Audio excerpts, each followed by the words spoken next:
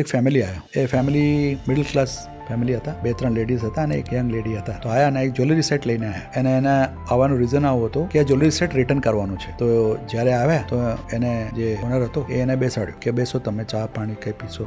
શું થઈ ગયું, કેમ રિટર્ન કરો છો? કે અમારા જે દીકરી છે એના એંગેજમેન્ટ થવાનો હતો પણ એંગેજમેન્ટ તૂટી ગઈ. આ સમજાયું. પછી કીધું તમારે બિલ છે તમારા પાસે? અને ટિપિકલ જે જ્વેલર હોય ને એ શું કરશે, આ દિવસનો રેટ કાઢશે. એ ઓછા હોય તો ઓછા આપશે તમને, વધારે હોય તો જે ભાવમાં લીધા હોય એ ભાવ જ આપશે. પણ આ જે હતો ને ઓનર, એને પૂછ્યું કે તમારા પાસે બિલ છે? હા બિલ છે. કેટલાનું છે ભાઈ? 11 લાખ 12 લાખનો હતો. કે તમને ટ્રાન્સફર કરું બેંકમાં કે ચેક આપી દઉં? તો કે ટ્રાન્સફર કરી દો. સારું. આખું પૈસા એ ટ્રાન્સફર કરી નાખ્યું. એને કીધું કે આ જ્વેલરી છે ને હું ના વેચું, હું આ સ્ટોકમાં રાખીશ 2 વર્ષ સુધી. આ તમારો જ્વેલરી છે, એ મારા પાસે છે. બીજી વાર તમારા એંગેજમેન્ટ તો થશે ને ત્યારે તમે અહીંયાથી લઈ જજો. કેમ કે જ્યારે તમે ખરીદ્યા 3 કલાક તમે શોરૂમમાં હતા, 3 કલાક જ્યારે ખરીદતા હતા તમારે આમાં બહુ ઇમોશનલ ઇન્વોલ્વ, બહુ લાગણી હતા. એ તમારાથી દૂર જાય ને તમે બહુ દુઃખ થાય. તો હું ના વેચીશ.